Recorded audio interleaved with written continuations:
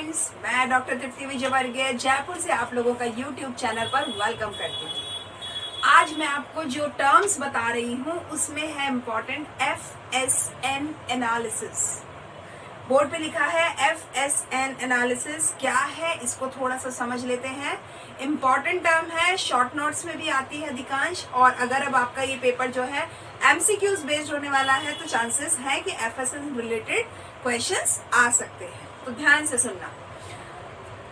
जब भी एक मैन्युफैक्चरिंग यूनिट होती है तो उसमें जो मटेरियल मूव करता है उसके मूवमेंट के आधार पर कैटेगराइजेशन किया जाता है मटेरियल का। ध्यान दो, F का मतलब है फास्ट मूविंग, S का मतलब है स्लो मूविंग और N का मतलब है non moving. Fast moving, slow moving, non moving. अब यहाँ एक चीज है जो है अजम्पशन।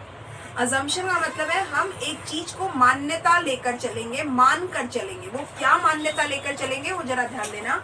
वो मान्यता होने वाली है all items of inventory are not required all the time in stores.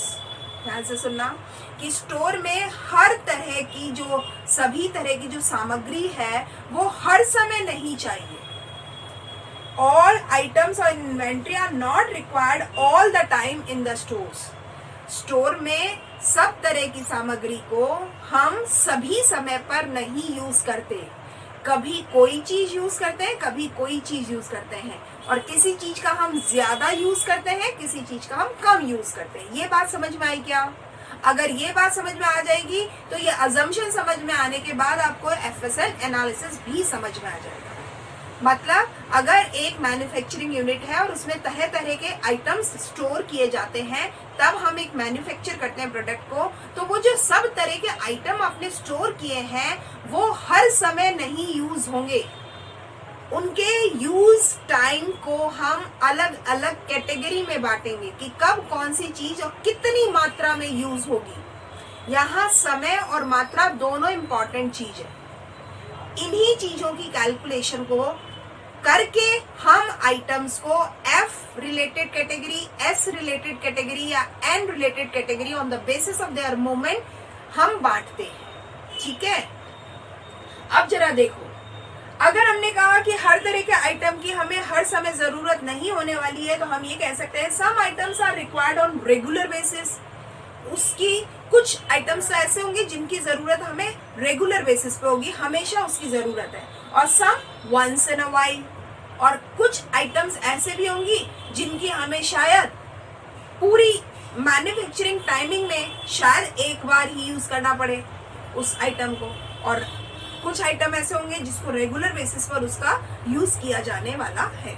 तो ये जो चीज है इस आधार पर हम इनको FSN मूवमेंट में बांटेंगे। अब देखो, जो यहाँ पे कहता है फास्ट मूविंग होगी, जिन चीजों का रेगुलर बेसिस पर हम उपयोग करने वाले हैं उनको तो must be kept nearer to the point of issue.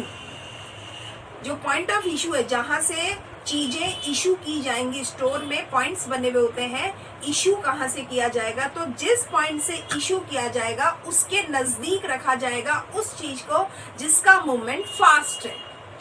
ये बात समझ में आ रही है? क्योंकि अगर हम ये कैटेगराइजेशन नहीं करेंगे तो हो सकता है हम प्लेसिंग या स्टोरिंग गलत तरीके से कर दें, और जिन चीजों को हमें हमेशा यूज करना पड़ता है वो तो हमने पीछे डाल दी, और जो कभी कभार यूज होंगी वो हमने आगे डाल दी। तो हर बार हमें आगे की चीजों को हटा करके पीछे वाली चीजों को यूज करना पड़ता है। तो अननेसेसरी एनर्जी, टाइम और मनी बहुत वेस्ट होगा। तो हमें इस तरह से स्टोरिंग करना होगा कि जिस चीज की ज्यादा जरूरत पड़ती है वो हमारे फ्रीक्वेंट यूज होने की वजह से हमें उसे पास में स्टोर करना चाहिए इशू पॉइंट के, और जिसकी हमें वंस इन अ वाइल जरूरत पड़ने वाली है उसको हम दूर भी कर सकते हैं। यानी जो नॉन मूविंग आइटम्स होंगे can be kept in a remote place. दूर के इलाके में भी उसे रखा जा सकता है, क्योंकि कभी कभार जाकर के हमें उसे आइटम को लाना पड़ेगा। यहाँ तक की बात समझ में आ गई क्या? हम किसी भी प्रोसेसिंग यूनिट हो या मैन्युफैक्चरिंग यूनिट हो, हम हमेशा मटेरियल को इसी तरह से कैटेगराइज करते हैं। ठीक है, अब आगे की बात कहते हैं। जब हमने इन्वेंट्री मैनेजमेंट की टेक्निक्स को हम पढ़ रहे हैं और उसमें हमने जब FSN को पढ़ा है, तो अब आपको मैं बता दूं किस तरीके से आइडेंटिफाई करेंगे हम कि कौन सी चीज फास्ट मूविंग है या स्लो मूविंग है या नॉन मूविंग है। अगर हम ये चीज करेंगे तो हमें बहुत पैरामीटर्स होते हैं जिस पर इन चीजों को चेक कर रहा होता है। कौन कौन से पैरामीटर्स हो सकते हैं, देखो, हाउ टू आइडेंटिफाई, अब इसी को बताती हूँ, उसके बाद ये सारी चीज मैं बताऊंगी।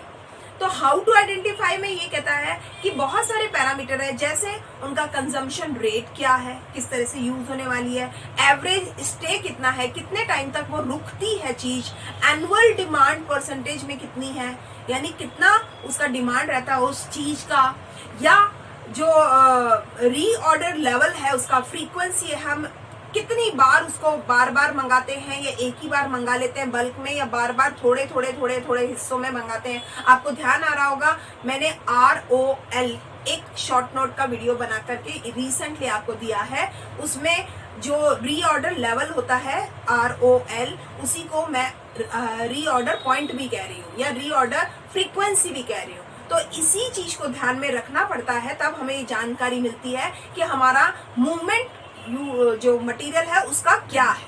ठीक है, इसके अलावा जो कहते हैं how repeatedly the product are used और मूव्ड फ्रॉम द लोकेशन, जिस जगह उसको रखा गया है वो कितना बार बार मूव करता है या एक ही बार मूव करता है, महीने में एक बार मूव कर रहा है या हर दिन से मूव कर रहा है, ये उसकी फ्रीक्वेंसी चेक की जाती है। तो बहुत सारे पैरामीटर्स हैं जिसके आधार पर हम ये आइडेंटिफाई करते हैं कि कौन सा मटेरियल फास्ट मूविंग है और कौन सा मटेरियल नॉन मूविंग है।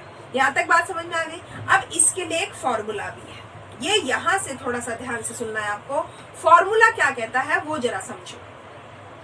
अगर FSN का पता लगाना है तो हमें उसके लिए एवरेज स्टे कितना है ये देखना पड़ेगा और उसकी कंजम्पशन रेट क्या है ये भी देखना पड़ेगा। अब एवरेज स्टे कितना है उसके कैलकुलेशन के लिए हमें ध्यान रखना पड़ेगा कि जो cumulative number of inventory holding days है, यानी जो मटेरियल है आपके पास में वो रुका रहता है, मतलब होल्डिंग डेज और यूनिट ऑफ टाइम, उसमें हम डिवीजन कर देंगे total quantity of items received का।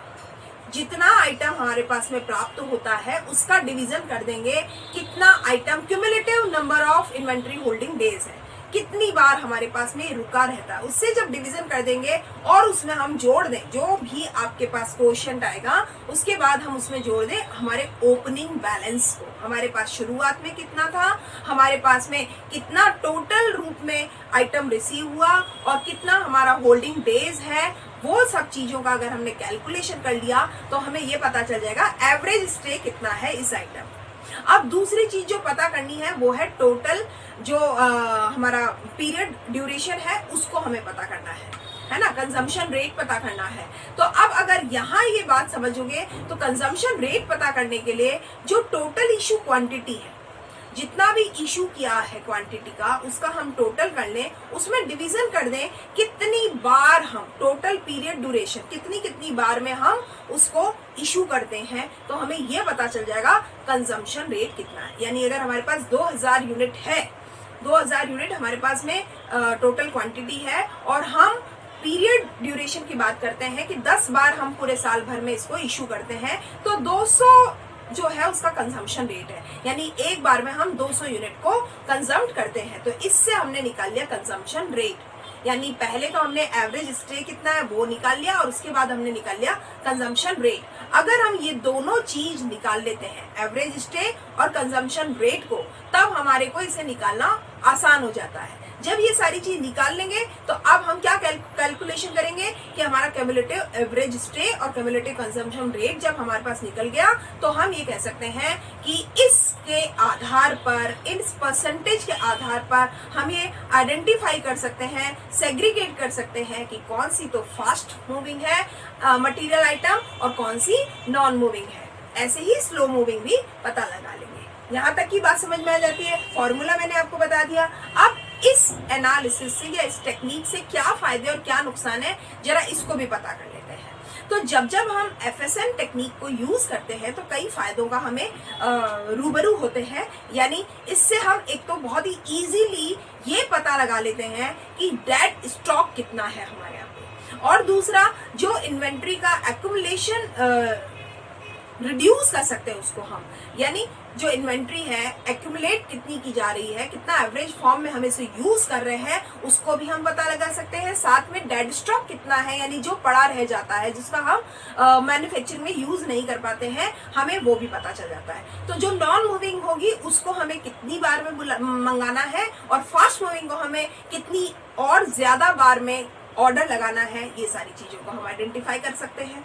दूसरा फायदा हो जाता है, ये एक बहुत ही इफेक्टिव तरीका होता है जिससे हम ये कैटेगराइज कर सकते हैं इन्वेंट्री को कि कौन सी कैटेगरी हमारे प्रोडक्ट में लॉट में रखी जानी चाहिए, मात्रा ज्यादा में रखनी जानी चाहिए, और कौन सी को हम कम रखेंगे। क्योंकि सप्लाई चेन जो हमें करनी है उसमें हमें ये पता होना चाहिए कि कौन सा मटेरियल हमें ज्यादा लॉट में स्टोर करना होगा और कौन से मटेरियल को हमें कम लॉट में स्टोर करना होगा। इससे दूसरा फायदा ये होने वाला है कि हमारा जो मनी ब्लॉक हो रहा है उस पर भी हमारे को कंट्रोल रहेगा। ऐसा ना हो कि नॉन मूविंग आइटम या स्लो मूविंग आइटम पे हम ज्यादा मात्रा में ऑर्डर लगा दें और अपनी पैसे को ब्लॉक कर दें, और जिसकी की कंजम्पशन बहुत कम है और जो फास्ट मूविंग है उसमें हमने पैसा कम लगाया और बाद में हमारा जो मैन्युफैक्चरिंग प्रोसेस है वो हैम्पर हो रहा है।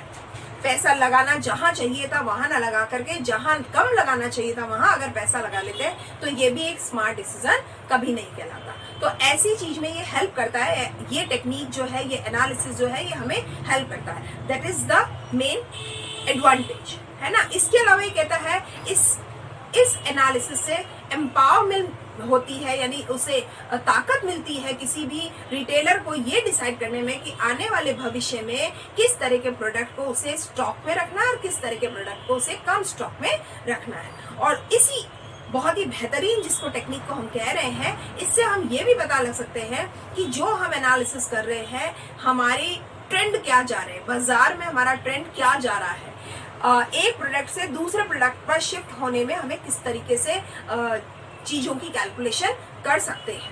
तो इसके अलावा हमें पैसा ज्यादा नहीं खर्च करना पड़ता, बहुत इजीली हम स्पॉट कर सकते हैं किस समय पर कब कौन सी मात्रा में चीजों के ऑर्डर लगाने हैं। ये सारे हमारे को मिलते हैं इसके फायदे। अब कुछ एक दो जो लिमिटेशन है वो भी मैं आपको बताऊंगी कि इसमें इतना आसान नहीं है इसकी कैलकुलेशन करना, और कई बार ट्रेंड्स जो है अचानक से जो बदलाव आते हैं उन अचानक आए हुए बदलाव की वजह से फिगर आउट करना मुश्किल हो जाता है कि ये नॉन मूविंग आइटम है या स्लो मूविंग आइटम है। तो इसमें थोड़ी सी दिक्कत आ जाती है, क्योंकि फास्ट मूविंग तो आप इजीली कैलकुलेट कर लेते हो, इजीली आइडेंटिफाई भी कर लेते हो, लेकिन स्लो मूविंग और नॉन मूविंग में थोड़ा सा डिस्टर्बेंस हो सकता है अगर कोई ट्रेंड में बदलाव आ रहा हो। तो इस तरह से करके हम ये कह सकते हैं in all this technique is very fruitful and very beneficial for the manufacturing unit. और इसी की सहायता से ये वो तरीका है जब वो अपने इन्वेंट्री के स्टॉक को कितने क्वांटिटी में करना है, रखना है, और साइंटिफिक तो ये है ही है क्योंकि बहुत सारी चीजों के पैरामीटर्स को दिमाग में रख करके इसकी कैलकुलेशन की जाती है। तो एक अच्छी स्किल्स और एक अच्छे एक्सपीरियंस की जरूरत पड़ती है। इस तरह से ये FSN बहुत इंपॉर्टेंट टेक्निक के रूप में सामने आती है जब भी हम इन्वेंट्री टेक्निक्स की बात करते हैं। तो मैंने आपको ABC बताया, EOQ बताया, ROL भी बताया, FSN भी अब मैं बता दी हूँ, और इसके अलावा HML, वैड, VED वो भी मैं आपको आने वाले टाइम पे बता दूंगी। तो ये आपको सारे जो शॉर्ट नोट्स फॉर्म में, MCQs फॉर्म में आपको जो मिल जाएंगे, MCQs में इसको ये हेल्प करेंगे। ये जो वीडियो है ये आपको मल्टीपल चॉइस क्वेश्चंस के सॉल्व करने में आसानी देगी। ठीक है, आज की क्लास के लिए इतना ही। Thank you and keep watching my videos regularly.